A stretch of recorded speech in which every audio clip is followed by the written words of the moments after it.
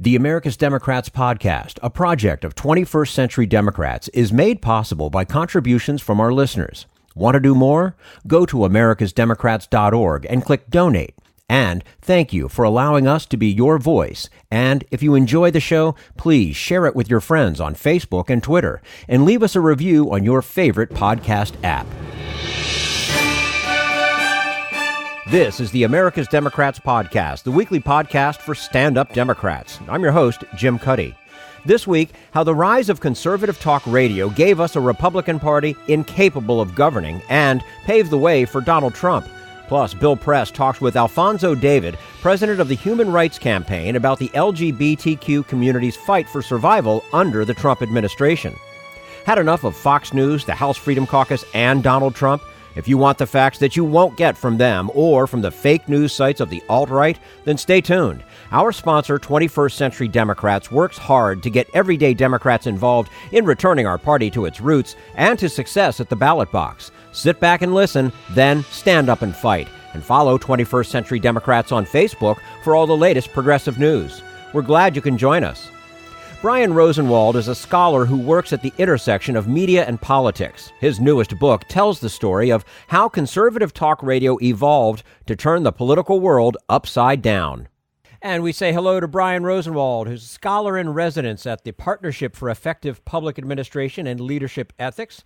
He's also co-editor-in-chief of Made by History, the Washington Post daily history section.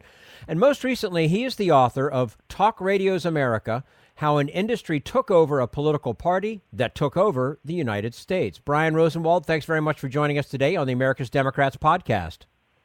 My pleasure. It's great to be with you. And our pleasure to have you with us. So we'll start the story in 1988. That's the year Rush Limbaugh launches his show. What was talk radio before Rush, and what was the change that he ushered in? Talk radio before Rush sounded a lot like Larry King. First of all, it was mostly in major cities, but it was people like Larry King, or there was a guy named Michael Jackson, who I feel bad. I've been saying this guy was British. He was South African. Somebody pointed that out to me last week. But Michael Jackson was a star in L.A. And this is obviously not the guy who could moonwalk.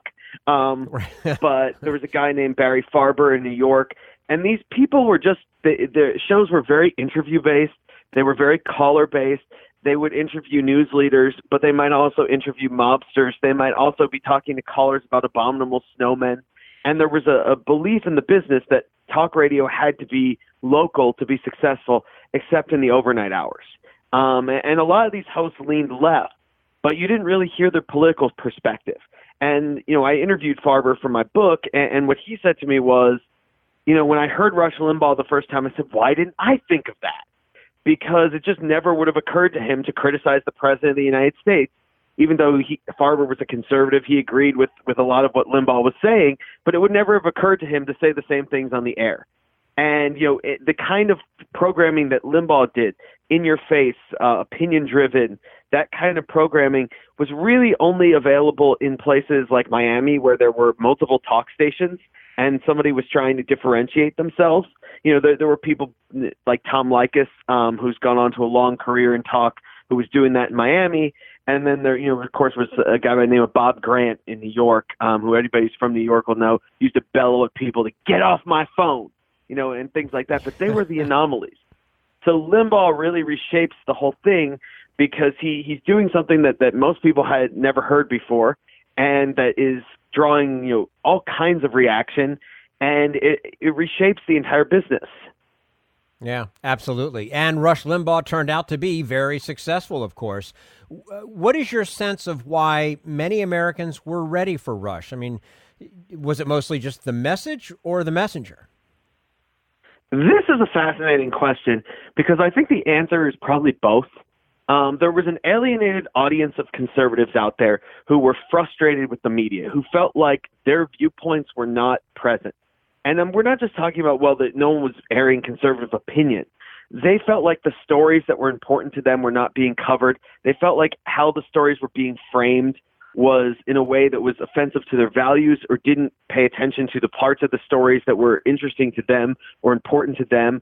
They felt like, all kinds of different minority groups would get requests, from media outlets saying, is this okay? Whether it was a TV sitcom storyline or whether it was, a news story, whereas no one came to Christian conservatives and asked them that. That was their feeling, and there was this audience that was, I think I tell the story, Laura Ingraham, the talk radio host, tells it every so often. She'll mention that, when Walter Cronkite used to say, and that's the way it is, at the end of his newscast, her father would grumble at the TV, "No, it's not, Walt." And these folks were out there, and no one really knew it. No one in the radio business set out to reach them. No one knew that they were out there, that there was this market. And so Limbaugh really uncovers it by accident. And in terms of him, he takes off and he completely changes the radio business. He saves AM radio because of his immense talents. Limbaugh had been a DJ in the 70s. He loved radio. He was a radio entertainer. The one thing about his show in the early days that you could count on was that to expect the unexpected. No one knew what it was going to be. He did skits and zany, introductions to things. He talked about gorbasms. Instead of lecturing on communism, he would, and the ills of communism, he talked about gorbasms, how the left and the mainstream media reacted to Mikhail Gorbachev. And a gorbasm was introduced by the Gorbasm theme song, which was the Imperial March from Star Wars. So Limbaugh is doing this kind of fun stuff.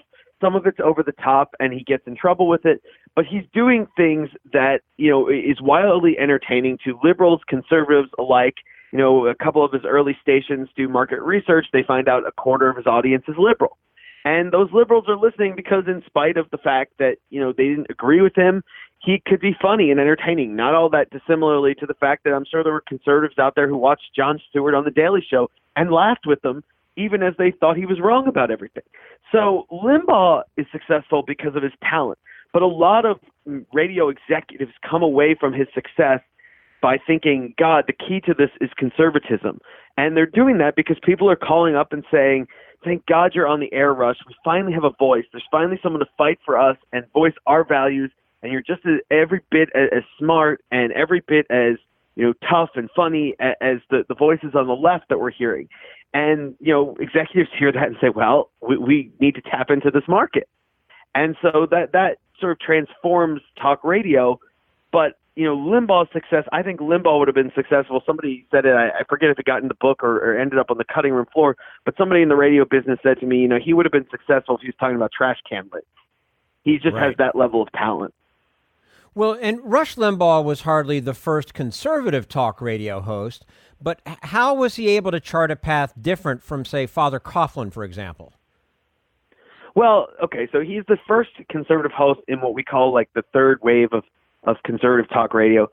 Father Coughlin is the first wave. And then the second wave are guys like Dan Smoot and Clarence Mannion in the 60s and early 70s, who are usually doing weekly programs. And their programs are not businesses. They are not dependent on advertising dollars. They are doing shows that I liken them to sort of sermons, political sermons. They are, usually 15-minute weekly programs where they're lecturing people about the evils of communism. There's nothing fun about it. You're tuning in to be informed. And it's like going to school. Whereas Limbaugh is an entertainer. He's fun. He's funny. He needs to draw audience. He needs the biggest audience he can possibly get that's listening to him for the longest possible time, because advertising rates are what matters. He tells people his goal is to charge confiscatory advertising rates. He's a business. He's trying to make money. And that changes the tenor of the show. It changes how he does things. And he is also, remember, he comes from the world of DJs. And so the hijinks and the fun of DJing and that kind of lightheartedness is the spirit that infuses his show. So while he shares a lot of the opinions of Clarence Mannion or Dan Smoot or Father Coughlin, his style is completely different. And he's also different than the few kind of more opinionated conservatives who are on the air in earlier years. People like Joe Pine, who used to tell callers to gargle with razor blades. Or I mentioned Bob Grant, who's bellowing at people to get off the phone. Limbaugh is sunny. He's upbeat, at least in those early years. I think he's taken a little bit of a harder edge in recent years, but he's he's not, the entertainment in his program doesn't come from screaming at people or putting people down where someone's listening because they can't wait to watch the host fly off the handle, and get angry. He doesn't do that. And he doesn't take as many callers as most call-in shows. And those earlier shows that I mentioned, Mannion, Smooth, they're not taking callers at all. They're not talk radio. They're not call-in shows. They are sort of just radio sermons once a week.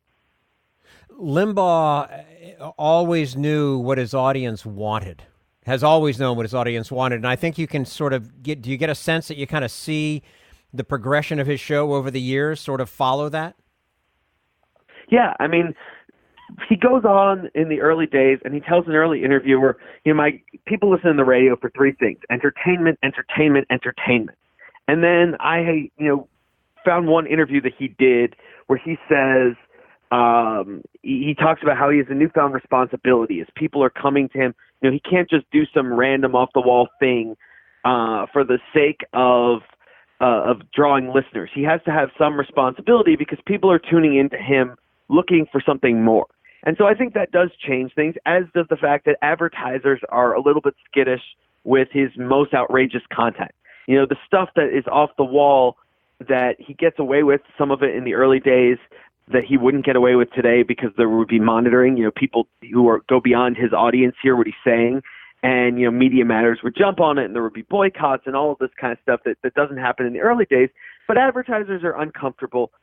For example, he's aborting callers for a brief period where he'll play a vacuum cleaner sound effect. You'll hear screaming as he sort of hangs up on a caller. And his point was that there'd be more outrage about that than actual abortion, which, as a conservative, he can't understand. He said, this is crazy. And he's trying to make a point, but he's doing it in a way that some of the advertisers get uncomfortable with that kind of thing. So he becomes more of a political commentator. But you see today, especially, the audience, the relationship between host and audience drives talk radio. What do I mean by that? Well, you have a very tight bond. There are people who spend more time with their favorite hosts than they do with their spouses. They're in a truck all day, or they're in a job where they have the radio on the background all day, and they're spending hours a week with their favorite host. And there's a friendship. There's a bond there. Someone could call in, especially to a local host, or, usually a local host, and say, my brother-in-law's house burned down. And the host can say, well, hang on, when we end this segment, I want to start a collection or something like that. You have that kind of bond. And it applies to politics as well.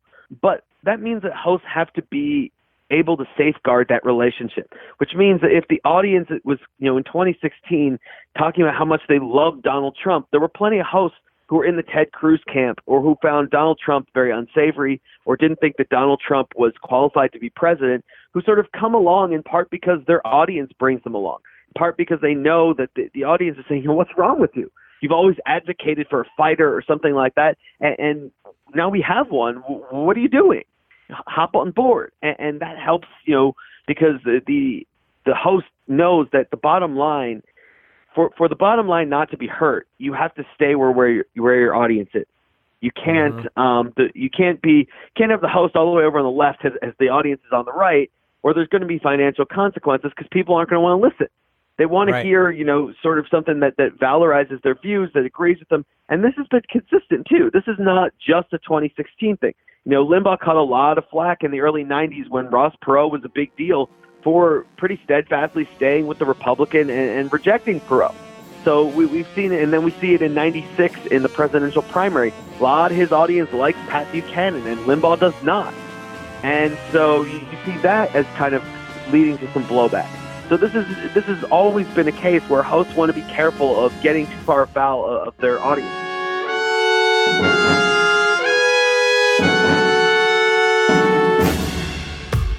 We want you to sit back and listen to this americasdemocrats.org podcast, a project of 21st Century Democrats. But we need you to stand up and fight.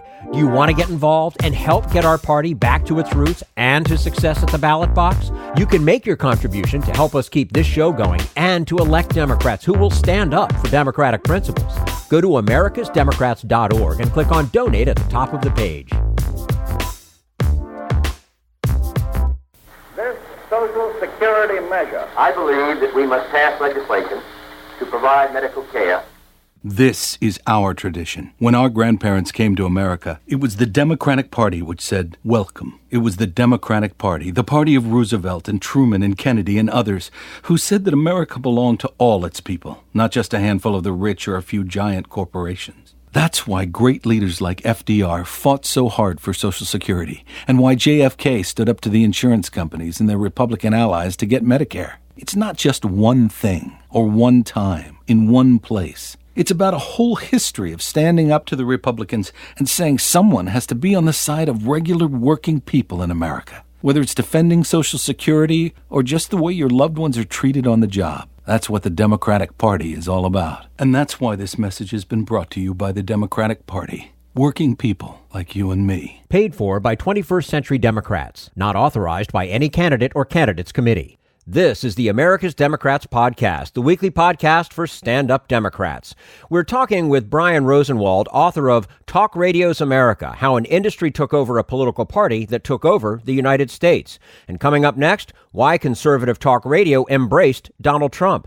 But first, we turn to Jim Hightower, America's #1 populist, for his common sense commentary. The rich are different from you and me. For one thing, they're rich. Among the super-rich, though, there tends to be a peculiar sense that their net worth is a testament to their true worthiness. Thus, they seem to cling desperately to the very idea of being extremely wealthy. This leads to one specific difference between them and us. Most of us favor a wealth tax to help bridge the gaping chasm of inequality in our society. The rich do not. Indeed, we hear shrieks of abject horror and cries of doom coming from corporate boardrooms and other defenders of the plutocratic order. It would be comical if they weren't so pathetic. They exclaim that such a tax will destroy entrepreneurial motivation, sap innovation, punish success, and, get this, spur a wave of divorces. The psyches of the rich are so fragile, goes this line of bull, that a tiny tax on people with more than $50 million in wealth would keep them from getting out of bed in the morning. Jamie Dimon, a billionaire Wall Street banker, disingenuously asserts that super-wealthy people like him would, quote, be happy to pay more in taxes. But he fears the government would just squander it on giveaways, quote, to interest groups and stuff like that. I have to admit that Jamie does know his stuff. After all, he weaseled billions of dollars from us taxpayers to bail out his bank during the 2007 Wall Street crash.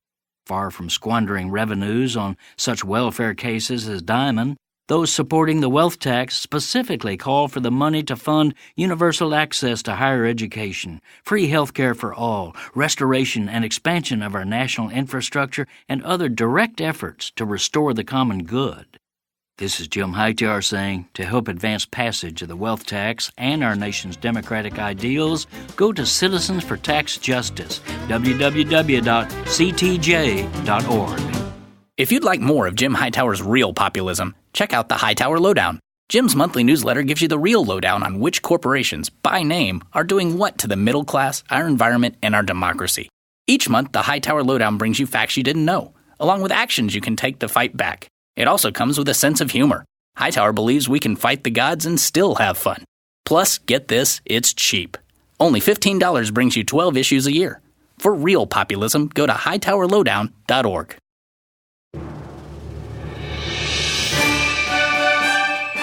This is the America's Democrats Podcast, the weekly podcast for stand-up Democrats. And now, part 2 of our conversation with Brian Rosenwald, author of Talk Radio's America, How an Industry Took Over a Political Party.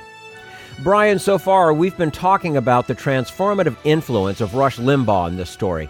How did we begin to see Limbaugh's success replicated on radio and in TV? Well, I mean, so there's two elements of that. The first is that Limbaugh blazes a content model.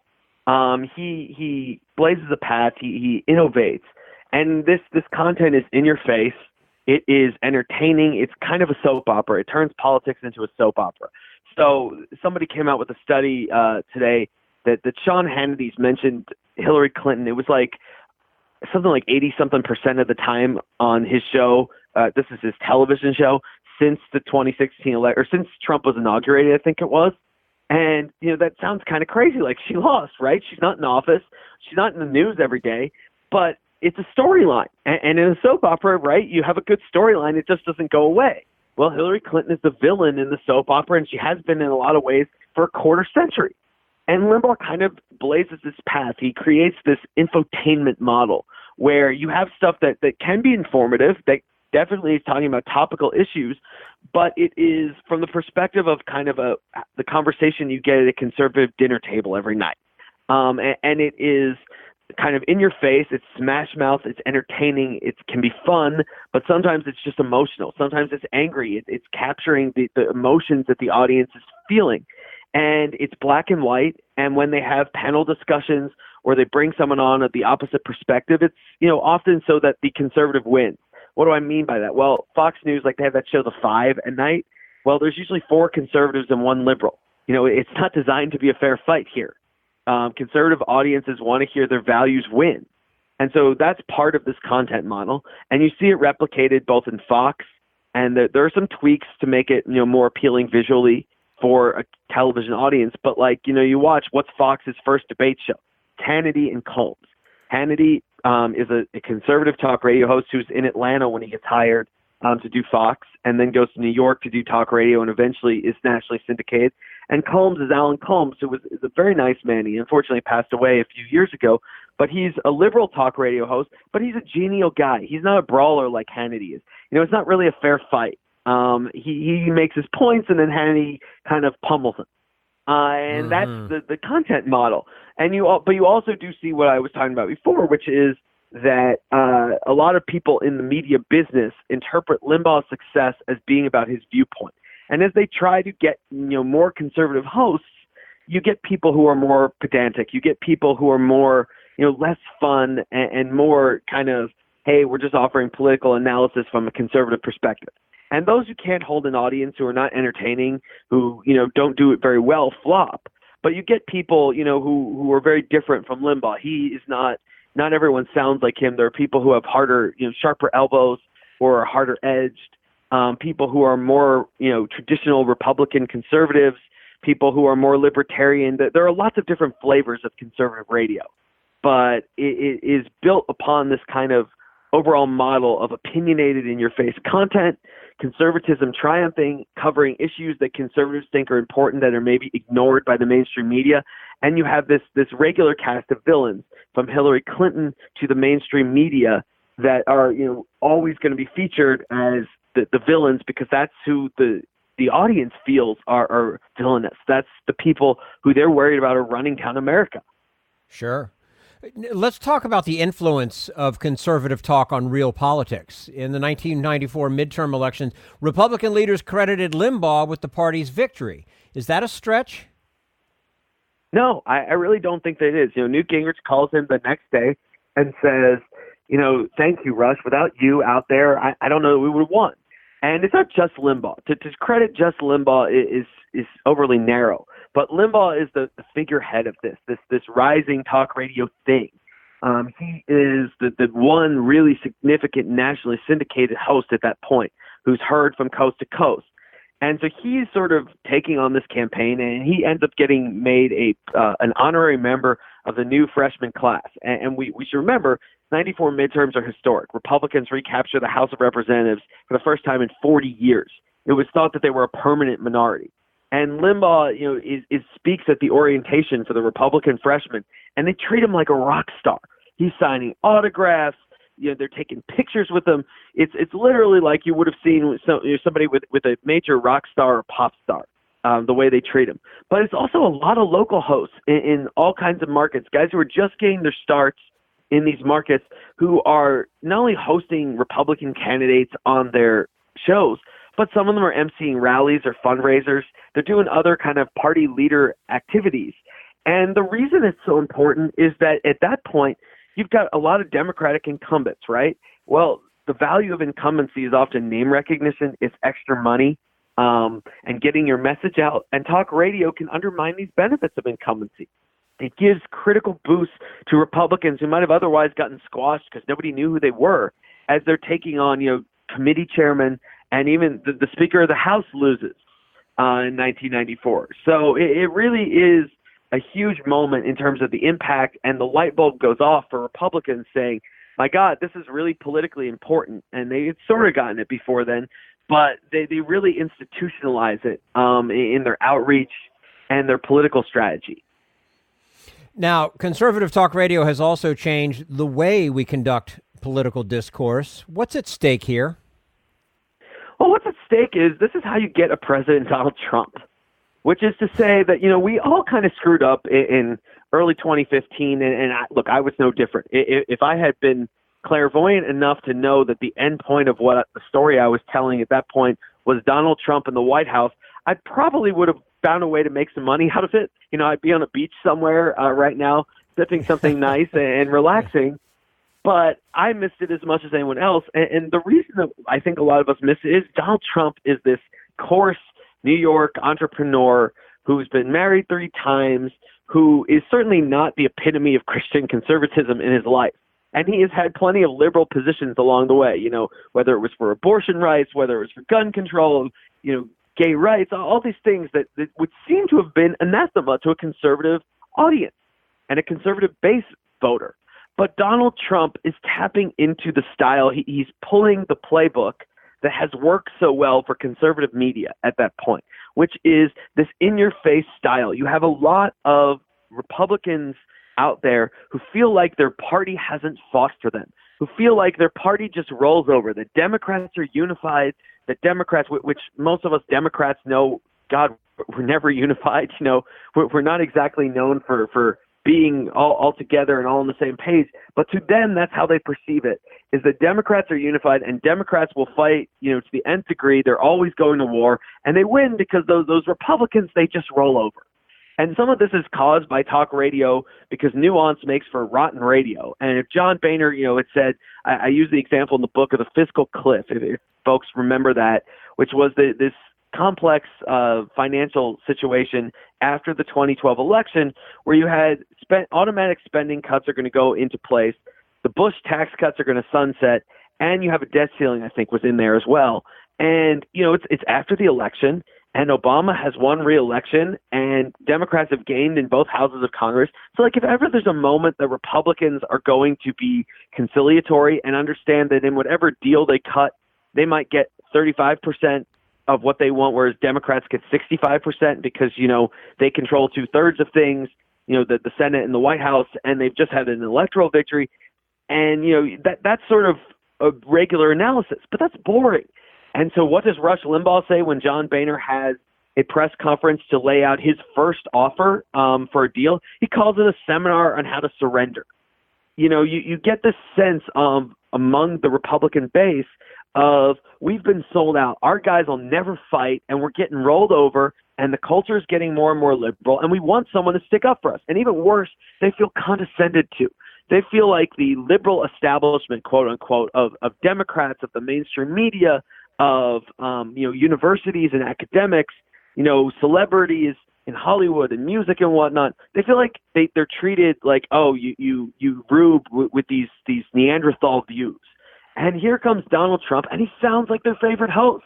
He is one of those guys who, when people say, well, he can't say that, that's the end of his political career, he just punches them back in the nose. He's fighting for them. And these people who have been yearning for champions, who love the Rush Limbaughs of the world, who say exactly what they're not supposed to say, and then when someone says, you can't say that, says, oh, yes, I will, and doubles down. If you love that, well, then even if Donald Trump says things that you don't really like, you find him attractive because he's finally fighting for you. There was an interview that stuck with me all these years later, and I think it was from Pennsylvania. They were talking to like a swing voter, or you know how the New York Times does those kinds of interviews of like, hey, we're going to interview a bunch of voters in a critical state. And This woman says, if my sons, this is after Access Hollywood, this voter says, if my son spoke like that, I'd spank them, but I'm still voting for the guy. The sense that, hey, he is fighting for us. He sticks up for what I care about. And so I'm okay with the language I may not like and the tweets and the coarseness that comes with Donald Trump. And a lot of us miss that. And the other piece of that is the mainstream media. Donald Trump, I don't even think I could run through his tweets running down mainstream reporters from this week alone, let alone his entire presidency or his campaign. But it's building, it's a building upon what conservative media has done for decades, which is Limbaugh calls the mainstream media the drive-by media, as though, truth is being shot here. Mark Levin calls the Washington Post the Washington Compost. You have these snarky, derisive nicknames, and hosts are always pointing out what they see as hypocrisy or double standards.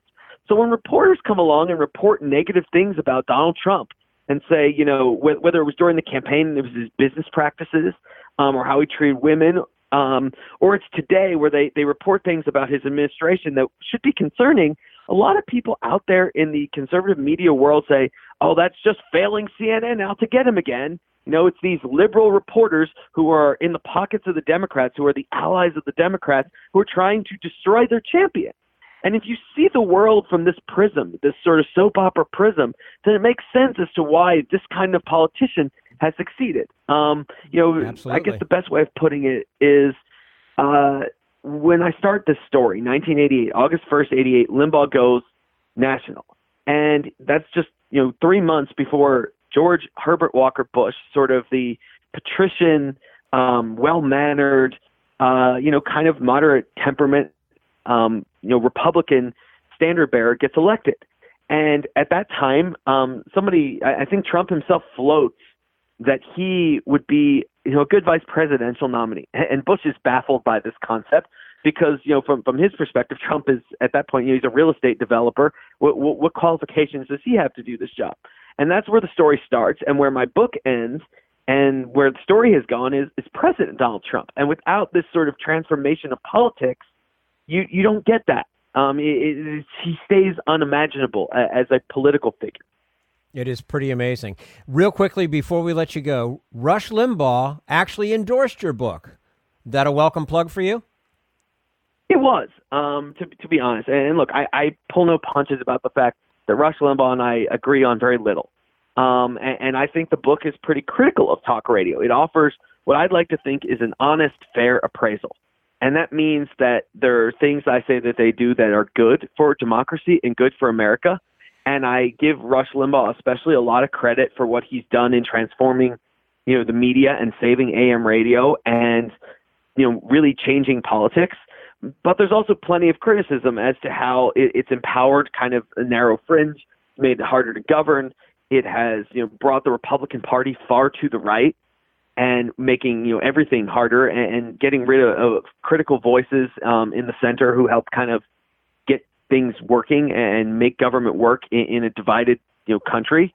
But what Limbaugh said, and I appreciate this, is he said, this guy gets it, as in what he's trying to do every day. And I really genuinely set out to paint an accurate portrayal of what hosts are doing, as well as their political impact, but also how the business works. And I think that it was very valorizing to me and gratifying to me to have the guy who sort of created this whole thing say, hey, he gets what's going on here. And so, I don't know that he would have liked the whole book. He saw a television segment I did. I don't know that he would have liked every page of the book. I'm sure there are things he would disagree with. And honestly, I've been on with conservative hosts, and there are things they disagree with. But it was nice to hear that he says, I get the radio business, because that's something that is, you have to actually look and work at it. And that was what I was hoping to do. Well, I think it's great. The name of the book, Talk Radio's America, How an Industry Took Over a Political Party That Took Over the United States. Brian Rosenwald, the author. Brian, thank you so much for your time with us today. We look forward to having you back again with us soon. My pleasure. I'd have you do it anytime. Fantastic. Thanks very much. And this is the America's Democrats podcast, the weekly podcast for stand-up Democrats.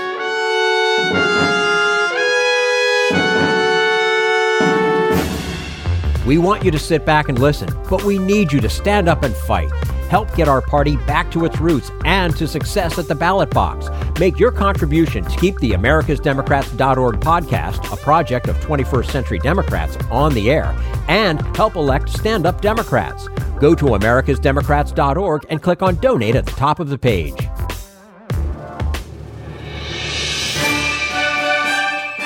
This is the America's Democrats podcast, the weekly podcast for stand-up Democrats. Donald Trump's attack on the LGBTQ community. Bill Press talks with Alphonso David, president of the Human Rights Campaign. In the wake of the most gay-friendly administration ever, We're now almost 3 years into the Trump administration. What's the status of the LGBT community under Donald Trump? How do you see it? I see the community, the LGBTQ community, under direct attack from the Trump and the Pence administration. Donald Trump has, even before he became president, but certainly since, used the LGBTQ community as a target. And he has strategically and systematically sought to strip away protections that the community has had, treat them differently than others, and ostracize them. There are so many examples, from banning transgender people from serving their country simply because of their gender identity, to filing a brief in the Supreme Court to say that LGBT people should not be protected by federal civil rights laws. The Trump administration is saying to employers, we want to allow you to fire someone because they're gay or lesbian or bisexual or transgender or queer. That's a sea change. Which you can still do in many states, right? Yeah, you can still do in many states. So in more than 30 states in this country, you can be fired from your job because of your LGBTQ status. You could lose your apartment or your home. You can be denied credit or public accommodations in some cases. What we've had, though, is under federal law, LGBTQ couples had protections. They were able to file claims in federal court arguing that federal law provided them those protections, even though there was no state law protections. So what Donald Trump is seeking to do is strip away those federal protections that exist now and effectively say, if you're LGBTQ, you have no recourse. Well, I wanted to ask you that because I think the general impression is that on gay rights, Donald Trump is kind of value neutral. He doesn't talk about it that much. He doesn't attack personally. And yet, that's not the case, is it? No, it is not the case. So Donald Trump controls the federal administration. He has federal agencies that are issuing regulations to, as an example, one of his agencies, the Department of Labor, is looking to promulgate a set of regulations that would say, if you are a federal contractor, you are allowed to discriminate against LGBTQ people.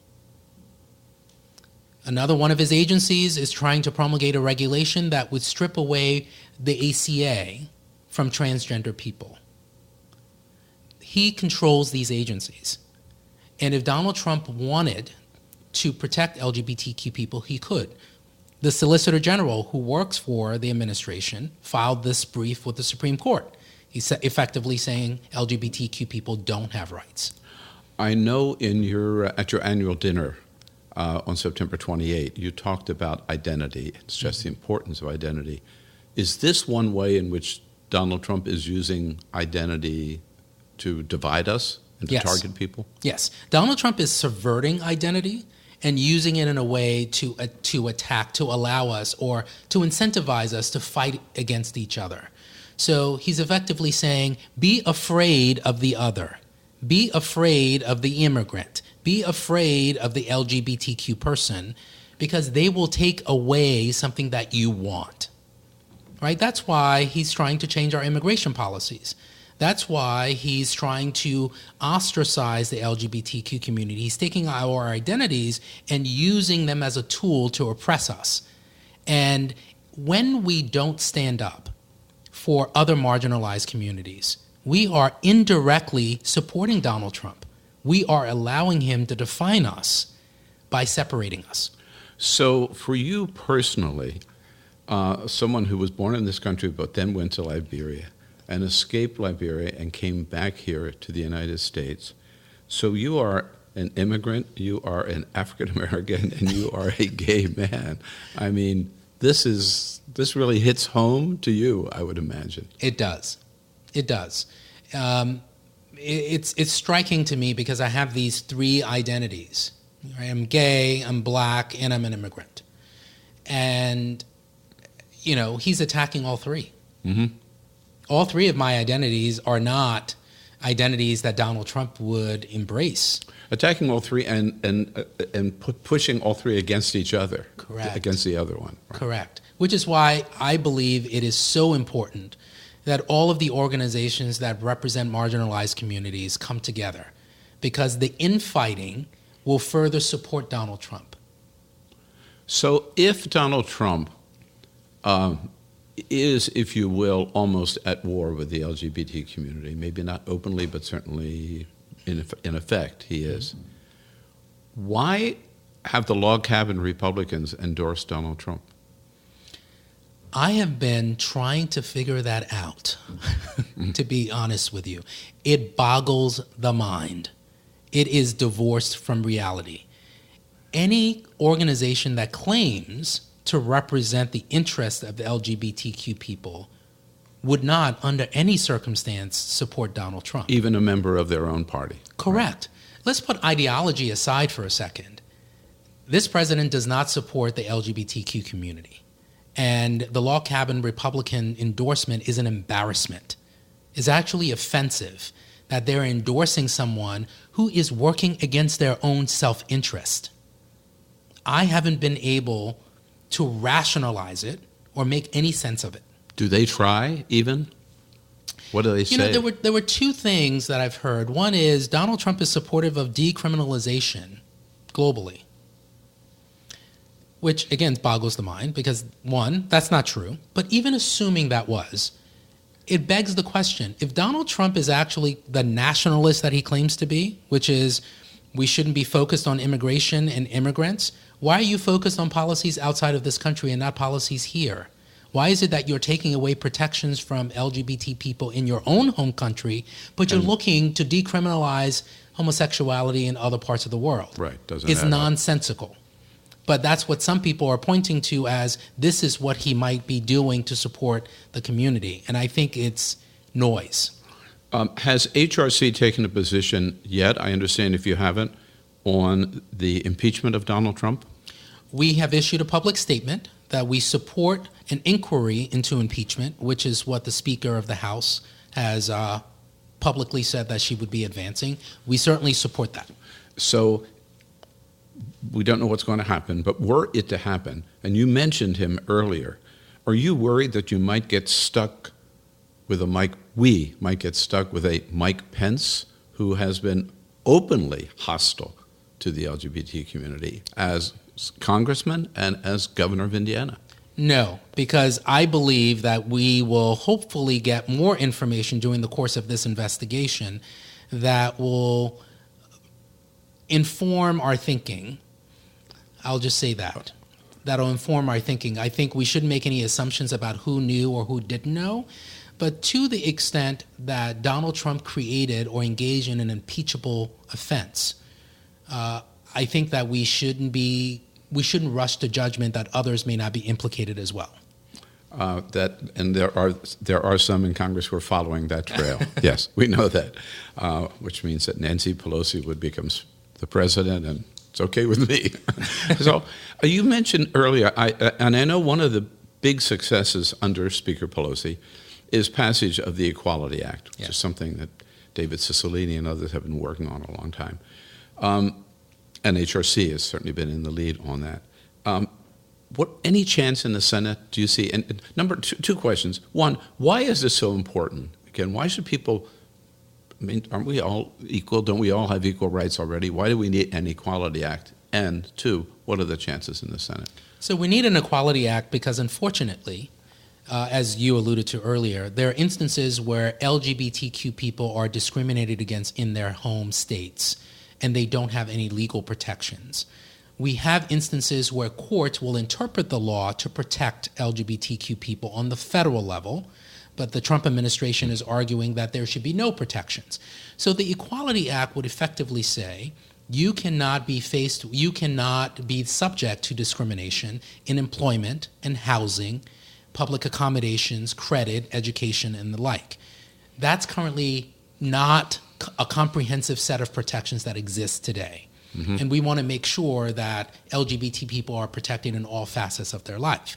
Why is this important? because anyone should be free from discrimination in their daily lives, and unfortunately, LGBT people are not. What's interesting is the majority of Americans support the Equality Act when they understand that LGBT people are not fully protected. So, if you were to engage in a little bit of deductive reasoning and say, these elected officials are supposed to be representing the interests of their constituents support the Equality Act, they should support the Equality Act as well. If they fail to support the Equality Act, we should vote them out of office. So the chances of it passing is anyone's guess. Many people say there is no chance it could pass in this term, but what we're hoping to do is elevate this issue, making sure that people understand that the majority of Americans support it, and those elected officials understand as well that this is something that they should act on. And if they don't, we will be moving to get them out of office. And I would imagine you also, one of your goals is to make this an issue in the 2020 campaigns at every level. Yes. For the House, for the Senate, and for the White House. Correct. Because there is no reason why LGBT people shouldn't have these statutory protections. And we want to make sure that they do. You mentioned, we talked about the fact that in 30-some states, a gay or lesbian could get fired simply because of their sexual identity, or evicted from their home, or not be allowed to adopt, or whatever. There's something else in many states that's allowed called conversion therapy. I can't believe it's still on the books in many states. It's still on the books in many states. Which is also, isn't it part of the Equality Act? Yes. So I was involved in... And some people may not understand what conversion therapy is, I guess. So I'll give them a little bit of context. So conversion therapy effectively is allowing a mental health professional or a physician to try to convert someone from being gay to straight, or lesbian to straight. And what happens is parents, in some cases, learn that their teenager is gay, and will try to have that teenager go through psychological counseling, which in some cases have included shock therapy to convert them into being straight. We've been able to support legislation in a few states, including New York, to ban the practice of conversion therapy against minors. And that's what we're hoping to do nationwide.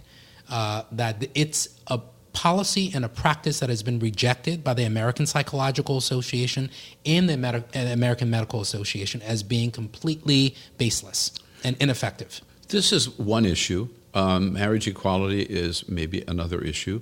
The whole effort to ban transgender in the military may be another issue that could very well end up in front of the Supreme Court. Yes. What is your take on chances, LGBTQ chances in the Supreme Court now that Anthony Kennedy is gone?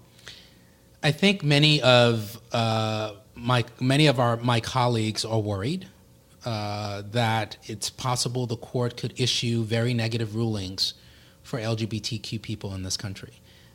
But we're also recognizing the history and the precedent that we have.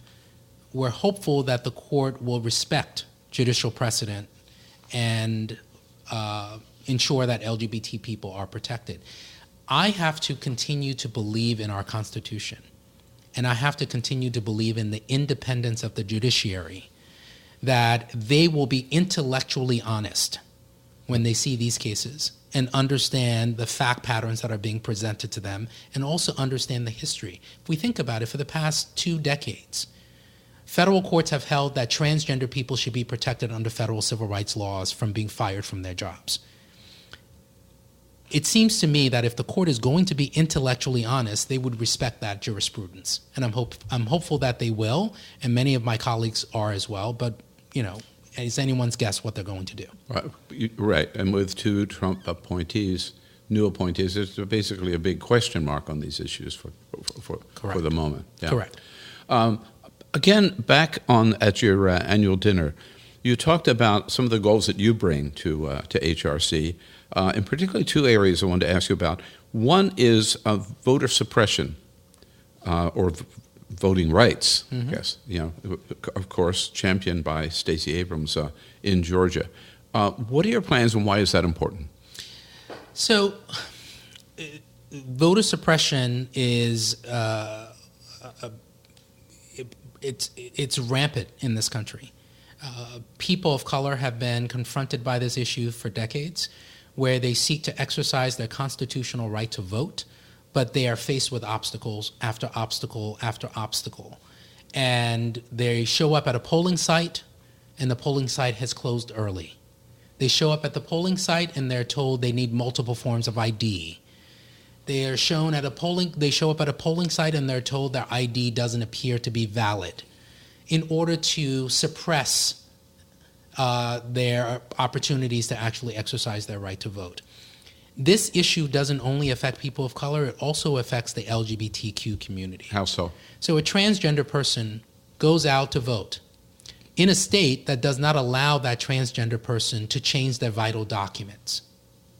And so when they show up to vote, the pollster says, I need a driver's license or a passport. The passport is inconsistent with the person's physical appearance, let's just say that, and that person is denied the right to vote because in their state, they don't allow the person to change their vital documents. So that's just one example of how LGBT people are being affected by voter suppression laws. And we're looking to identify the patterns throughout the country, elevate that issue, and try to come up with solutions. Have you done any surveys on the LGBT community as a voting force? I know there's a lot of reason to come out and vote, again, at every level. Yes. Is it translated into action? It has. So we have, as of today, the recent Gallup poll identified 11 million LGBT voters in this country and more than 57 pro-equality voters. Those are voters that support pro-equality policies. Because of those demographics, we were able to elect a pro-equality House of Representatives. We were able to actually shift the composition of the House of Representatives because of those voters, among many others, of course. And we are going to be doing that work on state levels to make sure that we support pro-equality candidates as well. LGBTQ voters and our allies are more energized than ever. They understand what's at risk, and they are going to be engaged in these elections. Bill Press talking with Alphonso David, president of the Human Rights Campaign. If you'd like to hear the entire interview, visit BillPressShow.com. That's all for the America's Democrats podcast. Thank you to all who made today's show possible. Brian Rosenwald and the entire Bill Press team. And thank you for listening. If you liked what you heard, please get involved in our efforts to keep this show going and to elect Democrats who are bringing the party back to its roots. Go to americasdemocrats.org and click on Donate at the top of the page. And be sure to find 21st Century Democrats on Facebook and Twitter, and leave us a review on your favorite podcast app. For the America's Democrats podcast, I'm your host, Jim Cuddy. We want you to sit back and listen, but we need you to stand up and fight. Join us. Support the americasdemocrats.org podcast, a project of 21st Century Democrats, and help elect Democrats who will stand up for democratic principles with your contribution today. Go to americasdemocrats.org and click on Donate at the top of the page.